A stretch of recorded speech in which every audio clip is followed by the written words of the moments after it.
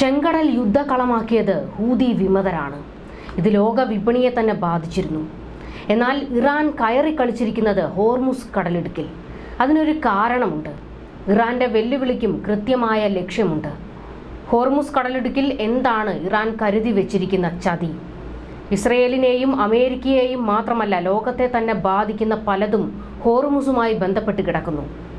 അതുകൊണ്ടാണ് ഇറാന് നേരെയുള്ള ഇസ്രയേലിന്റെ ആക്രമണത്തിൽ തങ്ങൾ പങ്കാളികളാകില്ല എന്ന് അമേരിക്ക പ്രഖ്യാപിച്ചത്. ഏപ്രിൽ 1-ന് ഇസ്രയേൽ നടത്തിയ ആക്രമണത്തിൽ ഡമാസ്കസിലെ ഒരു ഇറാനിയൻ നയതന്ത്ര കെട്ടിടം ഇടിച്ചു നിരത്തുകയും 2 ജനറൽമാർ ഉൾപ്പെടെ 7 മുതിർന്ന റവല്യൂഷണറി ഗാർഡുകൾ കൊല്ലപ്പെടുകയും ചെയ്തതാണ് മധ്യപൂർവേഷ്യയിലെ സംഘർഷത്തിന്റെ ആസന്നമായ കാരണം. ഇതാണ് ഇറാന്റെ കലിക്ക് കാരണം. ഡമാസ്കസ് ആക്രമണത്തിന് പിന്നാലെ പ്രതികാരം ചെയ്യുമെന്ന് ഇറാൻ പ്രതിജ്ഞയെടുത്തു. എന്തു വന്നാലും ഇസ്രയേലിന് തിരിച്ചടി നൽകുമെന്ന് ഇറാൻ നേതാക്കൾ വ്യക്തമാക്കുകയും ചെയ്തു.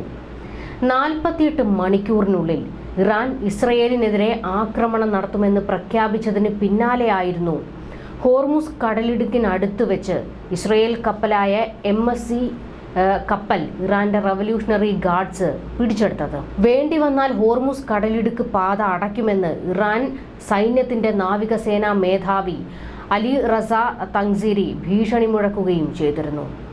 ഞങ്ങൾക്ക് ഹോർമുസ് കടലിടുക്ക് അടയ്ക്കാം, പക്ഷെ അങ്ങനെ ചെയ്യുന്നില്ല. എന്നിരുന്നാലും ശത്രു ഞങ്ങളെ തടസ്സപ്പെടുത്താൻ വന്നാൽ ഞങ്ങൾ ഞങ്ങളുടെ നയം പുനരവലോകനം ചെയ്യുമെന്ന് അലി റസ തങ്സീരി പറഞ്ഞിരുന്നു. ലോകത്തിലെ മൊത്തം എണ്ണ ഉപഭോഗത്തിന്റെ 1/5 ദിവസവും കടലിടുക്കിലൂടെയാണ് കടന്നുപോകുന്നത്. പേർഷ്യൻ ഗൾഫിനും ഒമാൻ ഉൾക്കടലിനും ഇടയിലുള്ള കടലിടുക്കാണ് ഹോർമുസ്. ഹോർമുസ് കടലിടുക്കിന് സമീപത്ത് വെച്ചായിരുന്നു ഇസ്രയേലിന്റെ കപ്പലായ MSC ഏരീസ് ഇറാൻ റവല്യൂഷണറി ഗാർഡുകൾ പിടിച്ചെടുത്തത്. ഹോർമുസ് കടലിടുക്ക് ഇറാൻ സൈന്യത്തിന് ഉപരോധിക്കാൻ സാധിക്കുന്ന പ്രദേശമാണ്.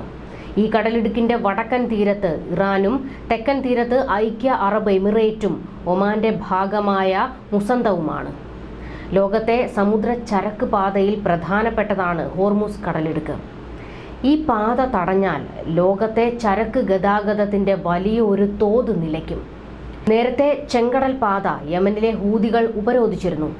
ഇസ്രയേലിലേക്ക് പോകുന്നതും വരുന്നതുമായ കപ്പലുകൾ ഇവർ ആക്രമിച്ചതോടെ ഇസ്രയേൽ പ്രതിസന്ധി നേരിട്ടിരുന്നു. എന്നാൽ ഹോർമുസ് കടലിടുക്ക് തടഞ്ഞാൽ അറബ് രാജ്യങ്ങൾ ഉൾപ്പെടെ പ്രതിസന്ധി നേരിടും.